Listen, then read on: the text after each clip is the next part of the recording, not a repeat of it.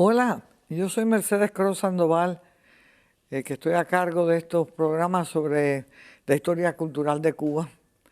Hoy vamos a discutir la parte formativa de la historia de Cuba, o sea, los siglos XVI, XVII y XVIII. No se puede hablar todavía de cubanidad ni de sentimientos de identidad con la isla, pero sí se van a ver los factores que en una forma u otra contribuyeron a los procesos que dieron lugar a lo que es la cubanidad. Imagínense ustedes lo que era Cuba, una isla bastante despoblada, donde los primeros pobladores, los aborígenes, como hemos dicho, los iboneyes y los taínos, hablaban una lengua arahuaca proveniente de Sudamérica. No había mucha población indígena, casi toda estaba concentrada en el oriente de Cuba, en el área de Baracoa, Holguín, lo que es ahora esas áreas.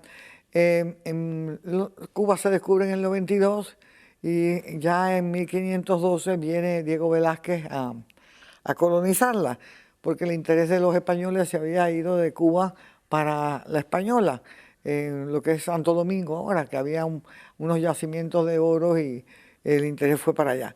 Pero ya para 1512 el interés en Santo Domingo ha decaído y llega el conquistador de Cuba, Diego Velázquez, y funda las primeras villas de Cuba.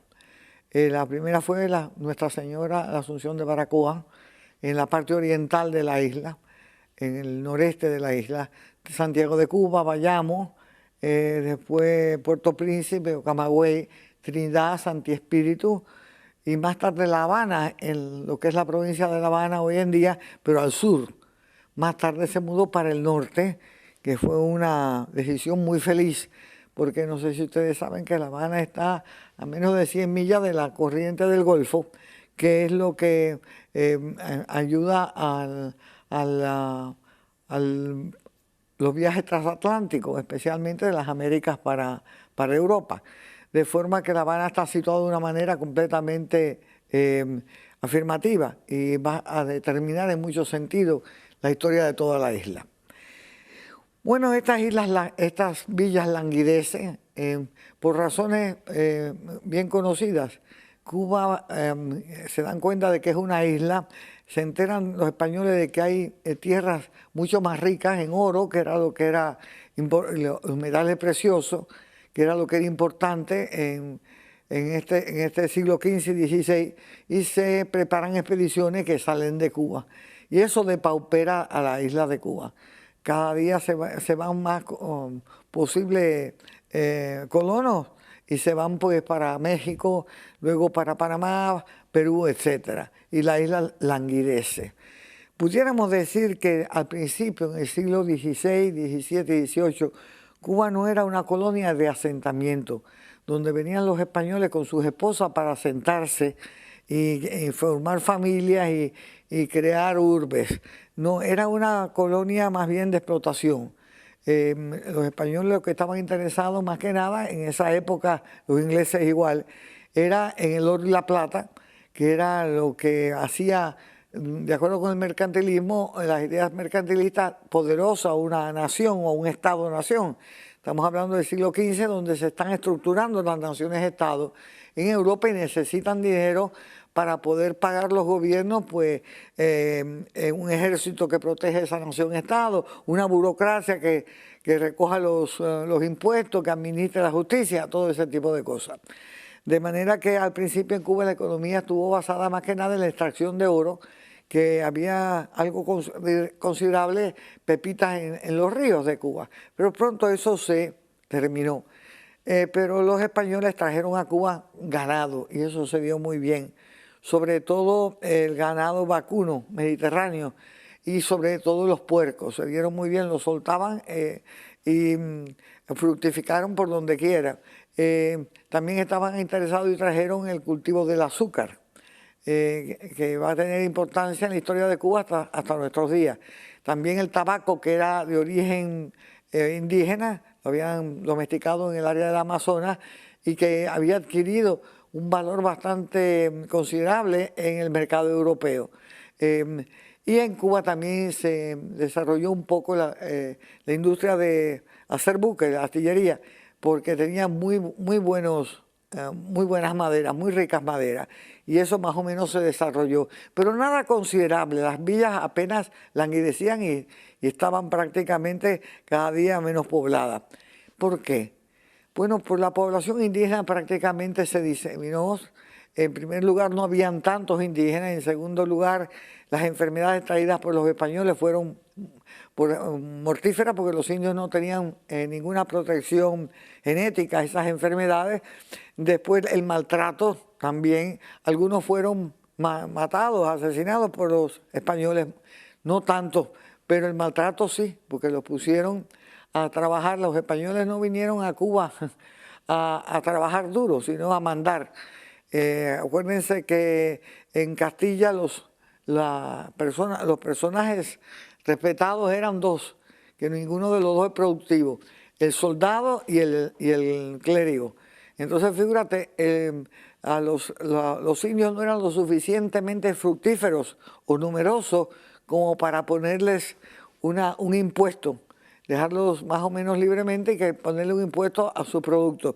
Por lo tanto, se creó un sistema que se llamó las encomiendas, que aunque intentó ser muy beneficioso y protector de los indios, no resultó así.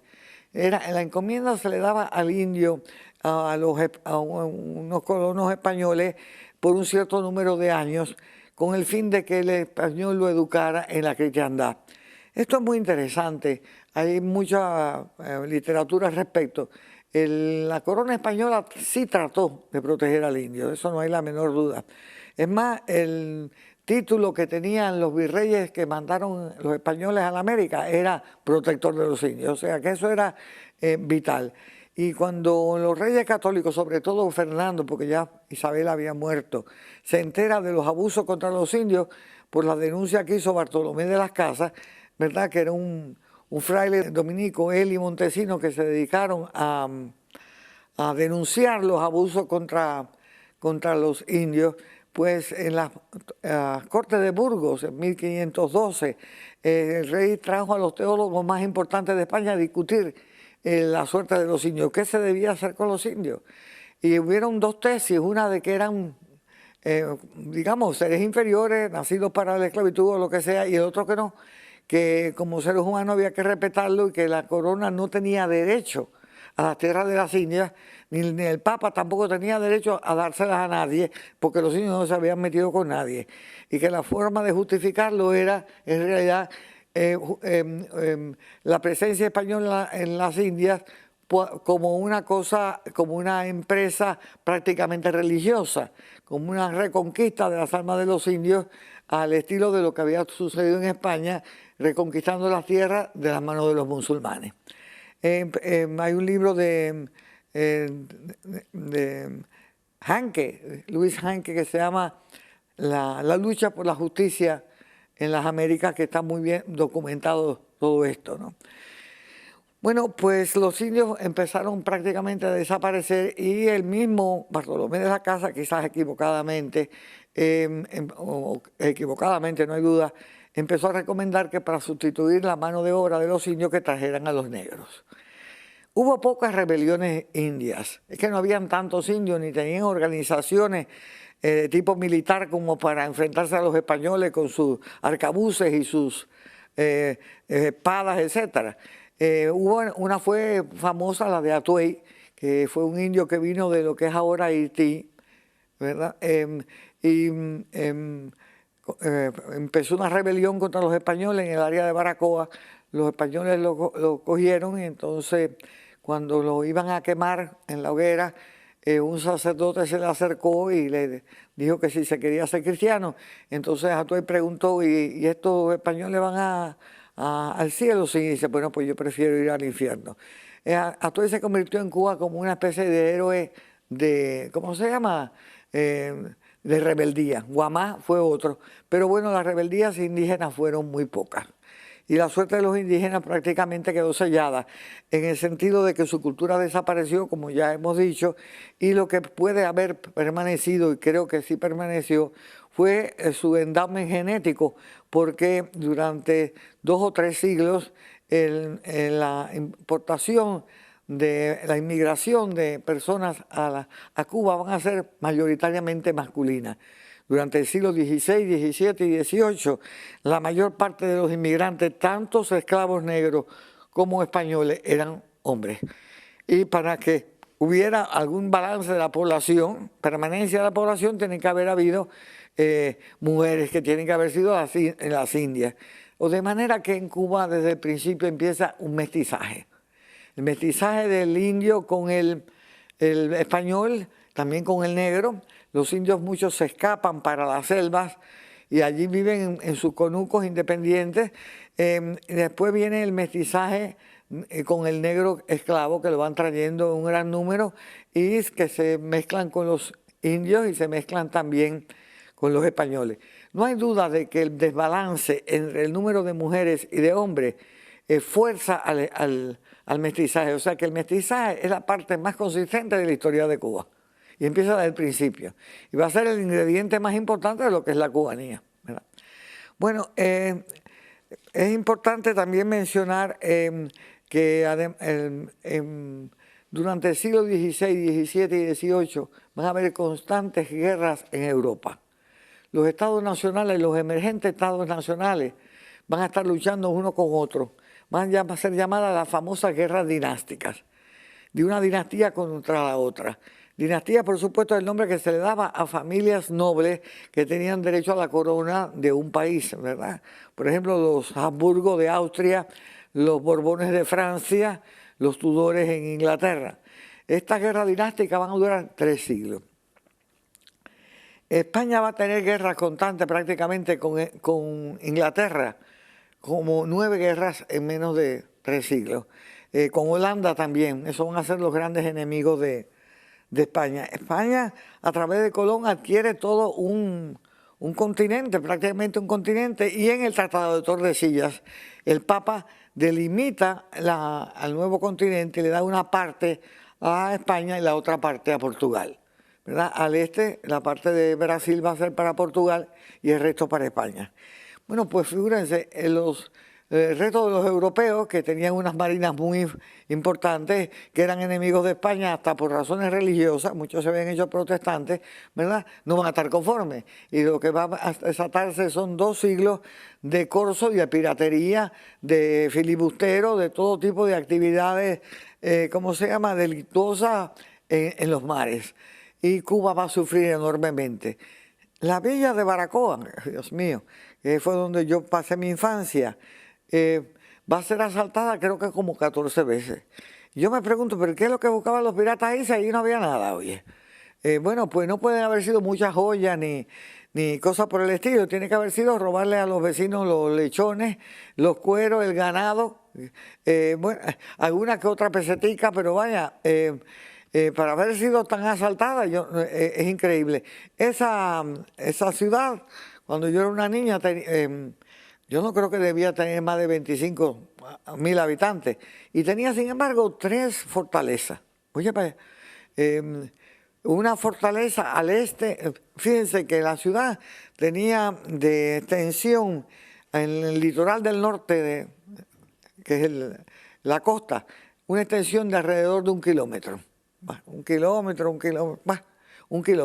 Tenía en el extremo del este del litoral, que es un peñasco enorme, un fuerte matachín, bastante grande, que debe haber protegido a la ciudad de cualquier desembarco de piratas que viniera por lo que es la ensenada del río Miel. Bueno, entonces, al oeste, en la punta, estaba la fortaleza de la punta que resguardaba la parte oriental de la entrada de la bahía. Como si eso fuera poco, ¿verdad? La montaña del Paraíso, que era la que estaba al sur de la pequeña ciudad, tenía otra edificación más que se llamaba el Ceboruco. Óyeme, tiene que haber sido una ciudad bastante asediada para ameritar tantas fortificaciones. Bueno, pues esto de los piratas y de los corsarios va a durar 200 años, trayéndole atraso a la pobre ciudad, a los pobres residentes de Cuba, que siempre estaban aterrados de que los fueran a asaltar los piratas o los corsarios. De ñapa, la manera de, como España impuso un sistema mercantilista, monopolista, donde prácticamente todos los productos estaban controlados, la importación y exportación por la corona, el pueblo de Cuba vivía, ¿verdad?, del contrabando. Todo el mundo se dedicaba al contrabando. Inclusive hubo un hecho histórico de que uno de los arzobispos, creo que de Bayamo, de Camagüey, lo cogieron secuestrado unos piratas. Y el pirata lo que quería era que le pagaran algún tipo de precio para soltar al arzobispo, que se llama Altamirano. Esto dio lugar al primer poema escrito en Cuba, ¿verdad? Espejo de paciencia, que francamente no es de lo más recomendado del mundo porque no es muy interesante, pero bueno. Resulta que por fin soltaron al obispo y en una lucha un señor mulato, muy buena gente, mató al pirata. Pero lo interesante de esto que era que hasta el obispo estaba metido en el contrabando, con eso se lo digo todo. Todo el mundo vivía del contrabando y eso quizás haya influido en el hecho de que en los latinoamericanos, pero especialmente también en los cubanos, hay esa situación tan ambigua con respecto a las leyes, ¿verdad? Obedezco pero no cumplo. O el que hace la ley hace la trampa, porque había de necesidad, ¿verdad? Como ahora mismo el sistema que impera en la isla obliga a la gente a hacer algún tipo de trato ilegítimo, porque el sistema no permite en un estado donde la gente puede intercambiar los productos o los servicios libremente. Bueno, así que la piratería y el corso tuvieron una huella increíble en la historia de Cuba, atrasándola, y que fue un proceso de temor. La gente no les gustaba vivir en las ciudades del litoral, se iban para adentro para evitar los asaltos de los piratas, etcétera, etcétera. Pero bueno, la población de Cuba más o menos permanece balanceada por la llegada de negros. Los negros que trajeron a Cuba vinieron mayoritariamente del área del litoral de la parte oeste, de lo que es ahora Nigeria, y también del área del Congo, del valle del Congo, del río Congo, también de Mali, de Dahomey. Esa área fue la parte más explotada, ¿verdad?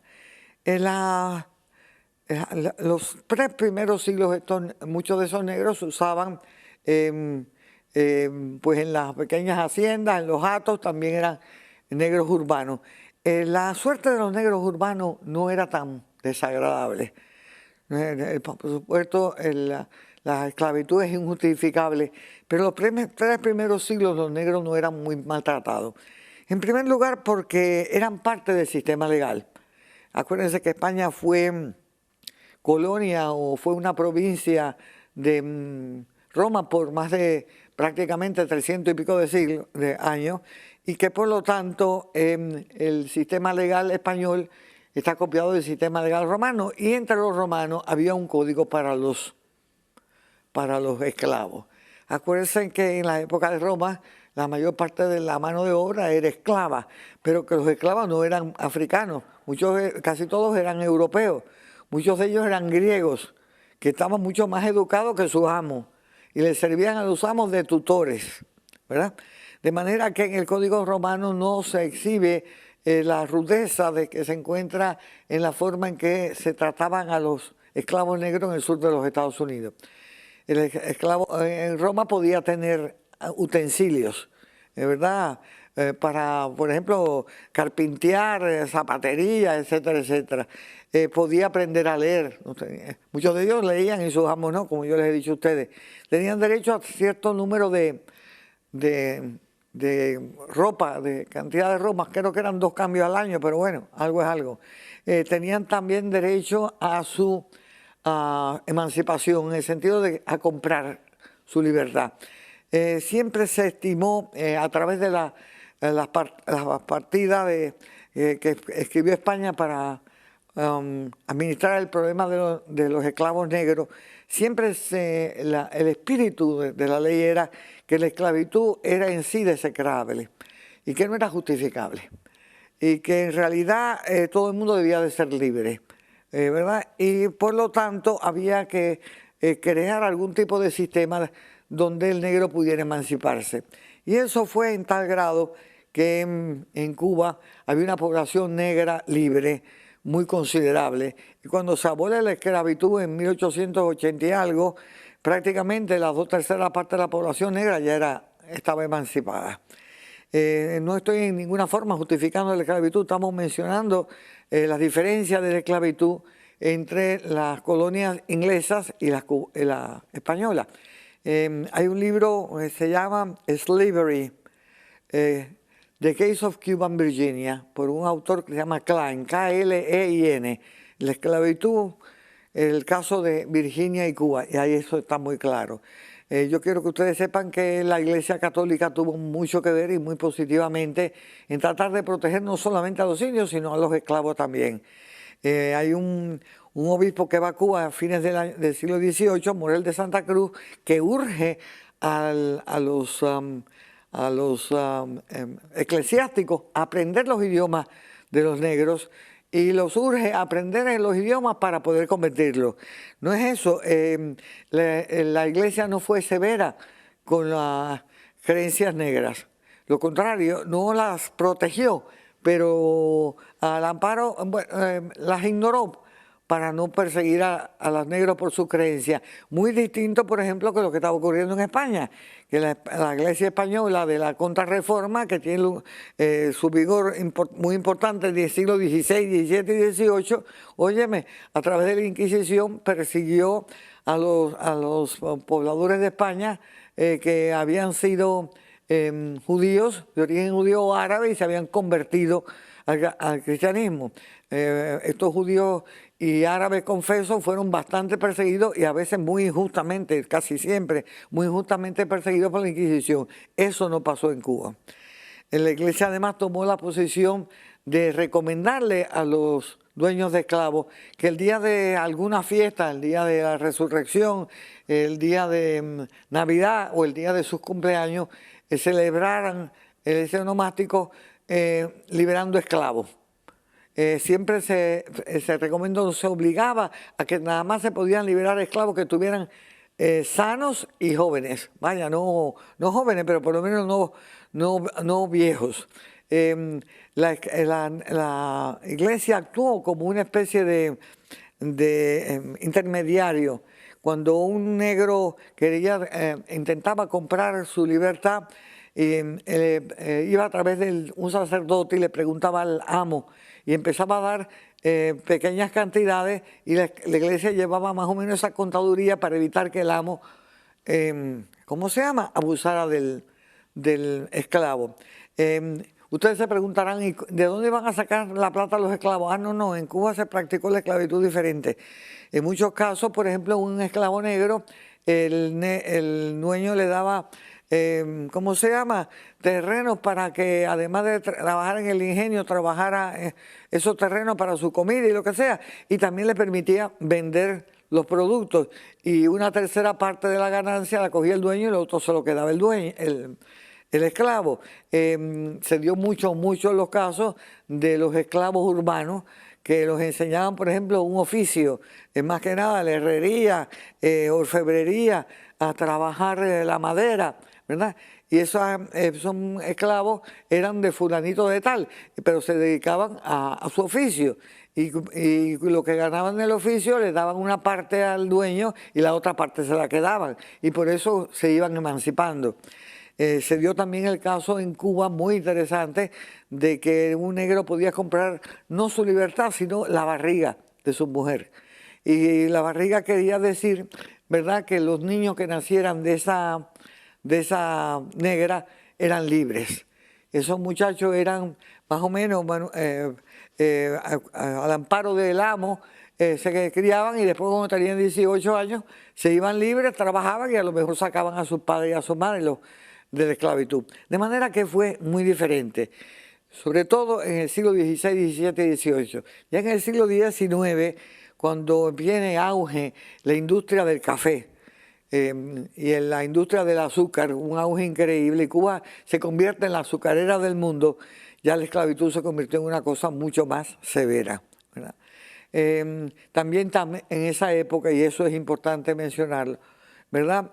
Ya estaba presente en la Cuba urbana una población de color libre. Y esa población de color libre va a tener un gran impacto en la historia cultural de Cuba.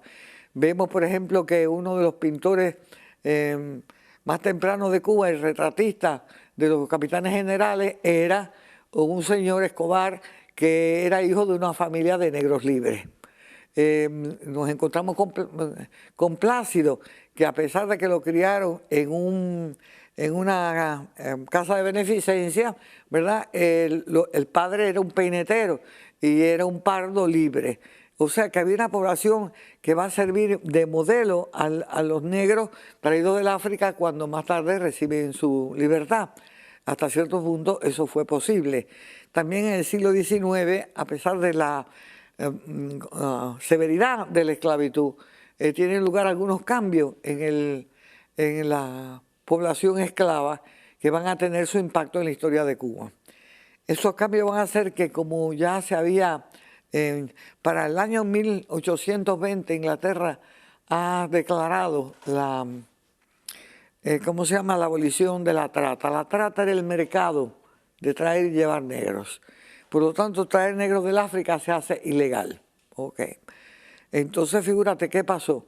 Que el contrabando continúa. La trata de negros continúa, pero ahora es ilegal. Y es a través del contrabando. ¿Y qué pasa? Que los negros suben de precio, porque no era fácil traerlos del África como había sido hasta por un periodo, ¿verdad? Es interesante porque entonces lo que sucede es que los esclavistas empiezan a acoger negras esclavas y a fomentar la familia esclava, porque les era más barato la manutención de un niño esclavo nacido en Cuba que traer un esclavo adulto desde el África.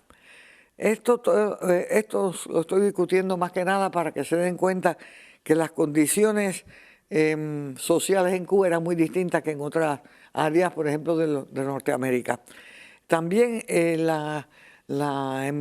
que emergiera en Cuba una clase media urbana negra tiene un impacto en las poblaciones en Cuba. ¿Por qué? Porque habían mucho mayor contacto entre los blancos y los negros en Cuba.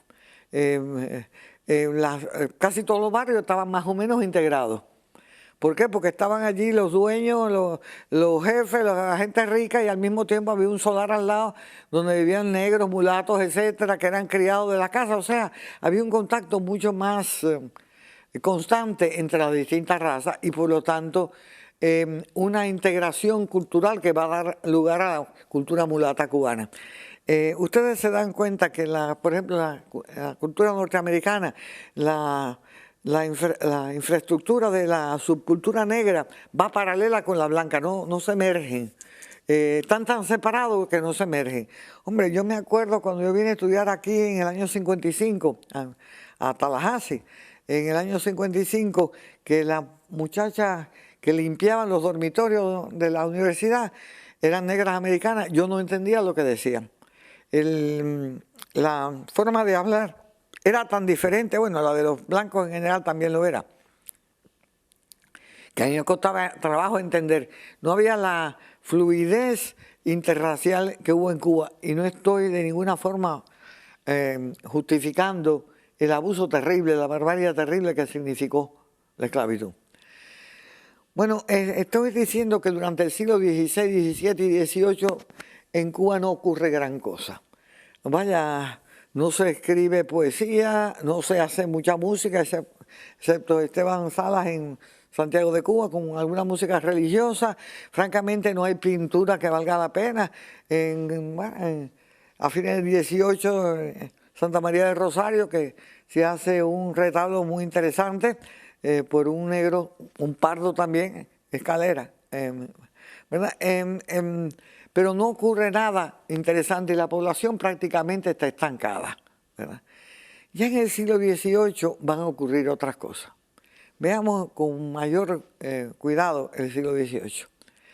Para empezar, a principios del siglo XVIII se trae a Cuba en la imprenta, ¿verdad? Que sirvió nada más que para hacer anuncios, etcétera, pero bueno, por lo menos ya había una imprenta. Con atraso, pero había imprenta. En el año 1720 y pico, creo que el 28, se crea, y esto es muy importante, la Pontificia Universidad de San Jerónimo de La Habana. Y esto es importante porque en Cuba no había escuelas de estudios superiores. Esta es la primera vez que se crea una escuela de estudios superiores. Pero pónganse a pensar, la primera universidad que los españoles siempre tuvieron prestos a crear centros de estudio, no se le puede negar eso. Se crearon centros de estudio en Santo Domingo, en el Colegio de Texcoco para los indígenas mexicanos, oye esto, desde el siglo XVI, y ya en el siglo XVIII nos toca a nosotros los cubanos. Pero lo interesante es que cuando se crea la Universidad de La Habana, se crea siguiendo el currículum, el plan de estudios de la Universidad de Salamanca. Nadie puede apreciar con más cariño la Universidad de Salamanca que lo que lo aprecio yo. Salamanca es una ciudad increíble, divina, dorada, pero la Universidad de Salamanca se había fundado 400 años antes, ¿me entiendes? Antes del Renacimiento. De manera que la Universidad de La Habana se abre con un currículum que tiene 400 años de atraso. Las universidades, como ustedes saben, son producto de la época del Alto Medioevo, la medieval, cuando empiezan a surgir ciudades por parte de la Europa, sobre todo del centro y del norte de Europa, donde nunca había habido ciudades. Y se empiezan a crear estos centros de estudio, ¿no?, que son las universidades. En esas universidades medievales, ¿verdad?, los estudios estaban divididos en dos grupos. Por un lado estaba la teología, que es el estudio de las cosas que tienen que ver con Dios, ¿verdad? Y en otro lugar estaba la filosofía. La filosofía embarcaba todo, desde medicina, física, matemáticas, todo. Era filosofía. Por eso es que en este país a las personas que cogen doctorado le dicen PhD, doctores en filosofía, porque la filosofía abarcaba todo el conocimiento humano que no tuviera que ver con la teología, con el conocimiento de las cosas de Dios. La teología renacentista, medievalista, llega a su máximo esplendor con las creencias o con las teorías de Santo Tomás de Aquinas. Santo Tomás de Aquinas fue un sacerdote que logró usar, galvanizar la filosofía de Aristóteles, el gran filósofo ateniense, con las creencias de la Iglesia Católica. En otras palabras, quizás gracias a él, la Iglesia Católica nunca tomó la posición de estar en contra de la ciencia, sino que Aquinas pensaba que a través del razonamiento se llegaba a Dios. Bueno, en la filosofía esta se le llamaba escolasticismo y estaba basada más que nada en las creencias de Aristóteles y era deductiva. Ustedes saben que Aristóteles usaba mucho el sistema deductivo e inductivo, ¿verdad? Era más bien basada en habían ciertos axiomas que se tomaban por ciertos, sobre todo los axiomas que estaban basados en las creencias o las teorías de una persona respetada, como Aristóteles, digamos. Y entonces de ahí se derivaban. Bueno, si vamos a decir, la Iglesia Católica tomaba por cierto que el centro del universo era la Tierra. Una de las razones era porque la Tierra es el hogar del hombre, ¿verdad? El hombre está hecho a imagen y semejanza de Dios. Si está hecho a imagen y semejanza de Dios, el hogar del hombre tiene que ser, deducido, ¿verdad?, el centro del universo. Eso es esa filosofía no le pregunta a la naturaleza, niega a la naturaleza, a pesar de ser aristoteliana, ¿no? En otras palabras, lo que hace es citar autoridades. Autoridades son personas que por su prestigio se han convertido en autoridades en materia de dogma, de filosofía o de ciencia, ¿verdad? Es una filosofía que no estancada, es una filosofía en nada experimental, sino argumentativa. Entonces se dividía la cátedra en teología por un lado, que era el escolasticismo, y por otro lado la ciencia que se llamaban filosofía. Ahí estaba incluida la medicina, las leyes, por supuesto, la retórica, que tiene que haber sido muy importante en la cultura renacentista española, porque oye, los cubanos somos unos retóricos y los españoles en general, la retórica, ganar argumentos, expresar argumentos. Pero las ciencias, digamos, experimentales o naturales estaban muy desmejoradas o prácticamente ignoradas. Esa es por eso la Universidad de La Habana no va a tener el impacto que debió haber tenido en la vida cultural de Cuba, sino hasta mucho después, a finales del siglo XIX. Va a ser una institución que se va a llamar el Seminario San Carlos, la que va a tomar la directiva del movimiento, digamos, enciclopedista y progresivo de Cuba. Ya hablaremos de eso. Pero bueno, se funda por lo menos la Universidad de La Habana. Ocurren a principios del siglo XVIII, hay una guerra entre Inglaterra y España y Francia que se llama la Guerra de la Sucesión Española. No tengo que ir muy profundamente en ello, pero tengo que hacer notar algunas cosas.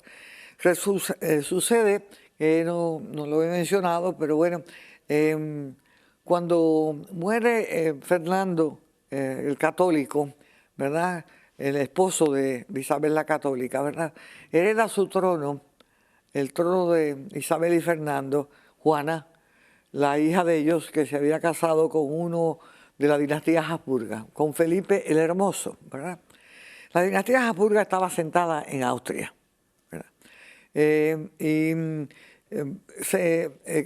Al casarse Juana, que le pusieron de apodo la Loca, bueno, pero no importa, con Felipe el Hermoso, vaya, la verdad que los apodos españoles son increíbles, ¿no? La herencia le va a caer al hijo de Juana, que se llamaba Carlos V. Era Carlos I de España, pero V de Alemania. Era emperador de Alemania y rey de España. Yo no quiero distraerme en parte de historia pero es que nos llega, ¿no? La dinastía Habsburga va a gobernar España por prácticamente 300 años y los intereses de los Habsburgos van a ser el poderío que tenían ellos más que nada en Europa, ¿verdad? Eran dueños de Austria, eran dueños de lo que es ahora Bélgica y Holanda. Tenían posesiones también en parte en Italia, y de ñapa hereda por parte de Juana, pues España y todo lo que es la América. Desafortunadamente parte o gran parte del dinero que sacaron los españoles de su conquista de la América, más que nada de México, que era tan rico en plata, y sobre todo el Potosí, en Perú y en Bolivia, donde había una grande riqueza de plata y de platino, ¿verdad? En gran parte de esa riqueza los Habsburgos utilizaron para su hegemonía en Europa. O sea que no favoreció a España en nada, y muchísimo menos a las colonias, ¿verdad? Se usaba para pagar ejércitos y pelear la guerra entre los Habsburgos, lo que tenían los Habsburgos, o contra los Borbones que estaban en Francia, o contra los Tudores, contra quien sea, ¿verdad?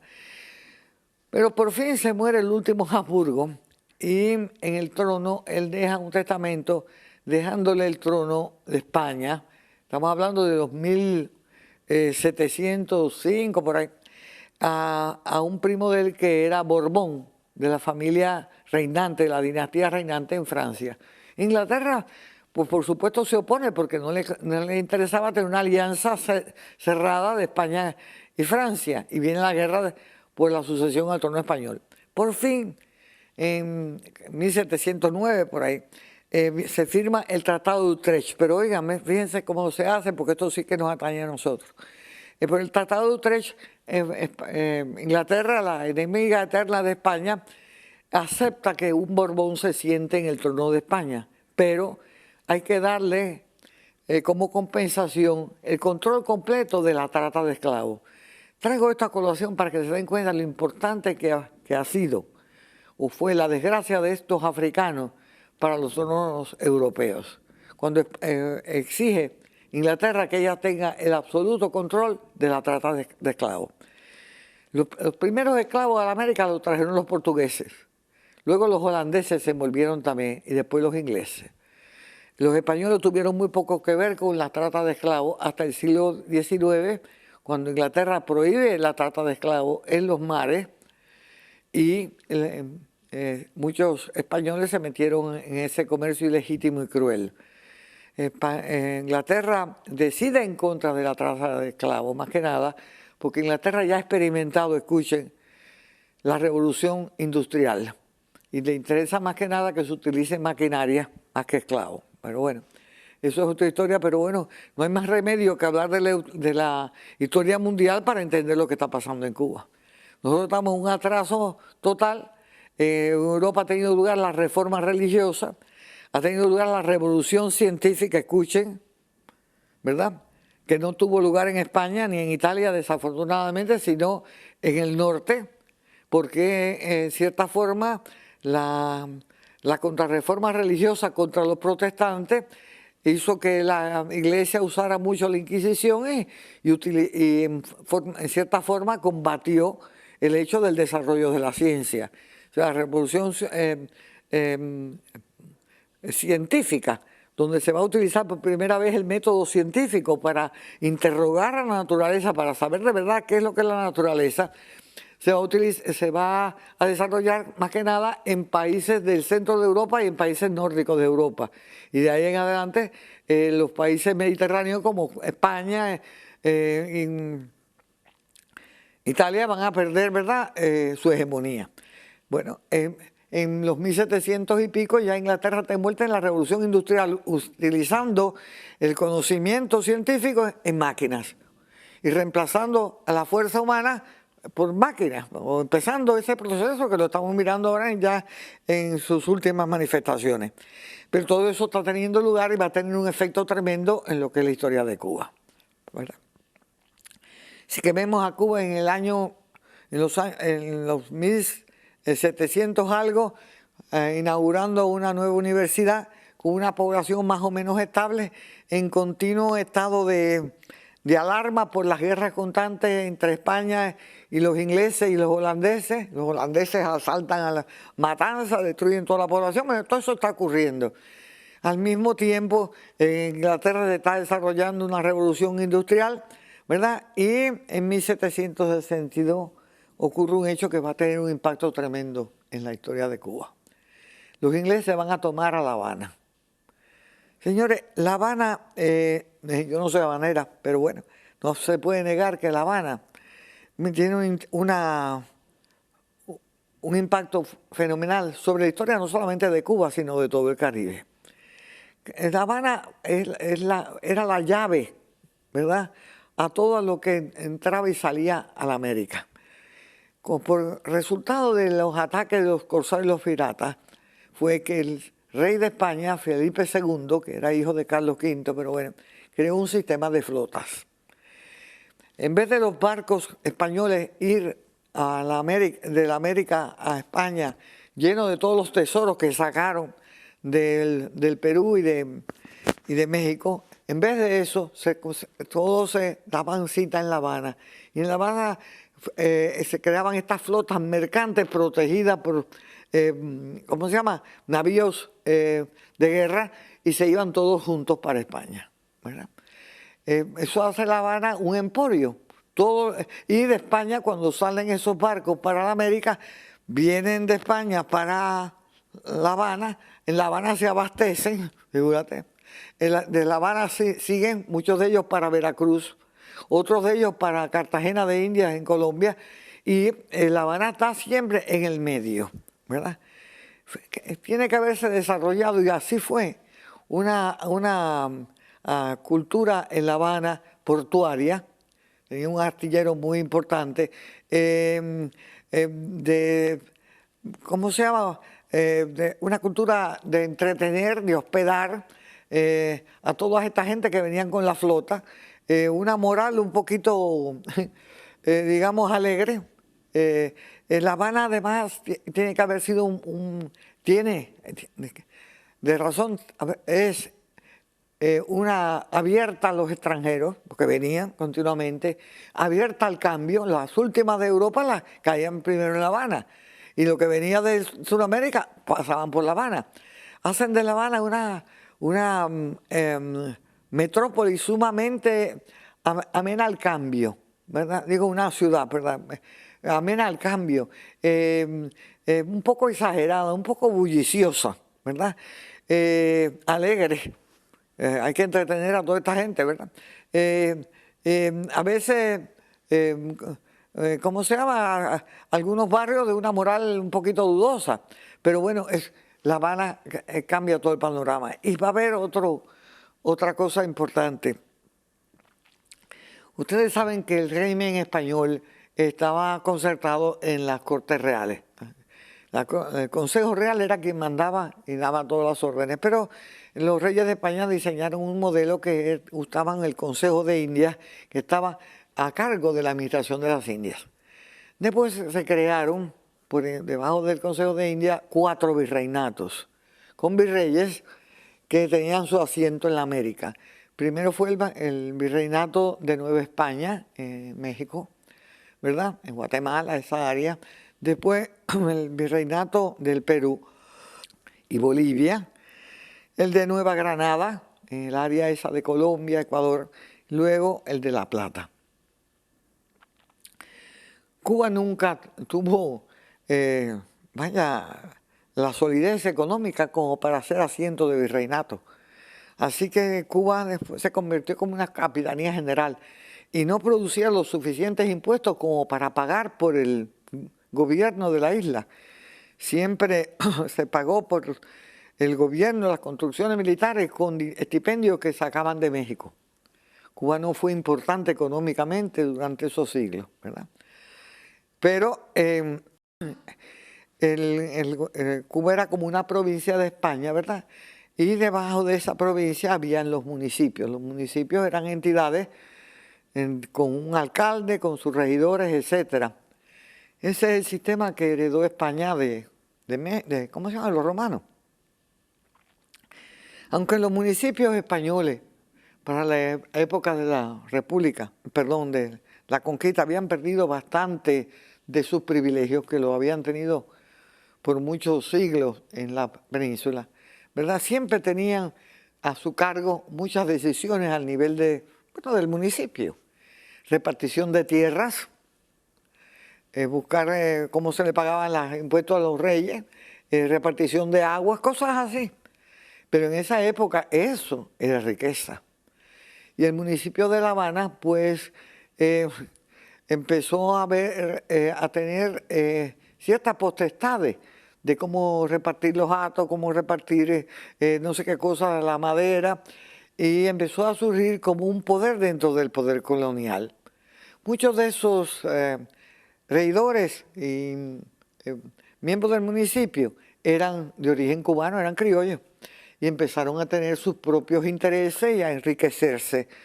Esa aristocracia en ciernes, criolla, del municipio de La Habana va a tener un impacto enorme en la historia cubana del siglo XIX, en muchos casos muy positiva, en otros casos no, como sucede con todo.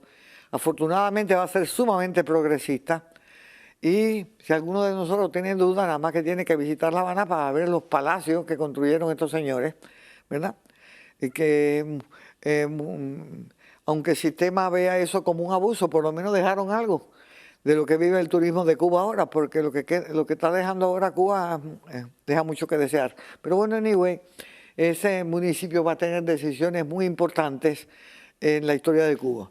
Por ejemplo, no le va a convenir, en cierta forma, la independencia de Cuba a principios del siglo XIX. va a tener que ver con el progreso de Cuba en materia tecnológica. Cuba tuvo un tren primero que España.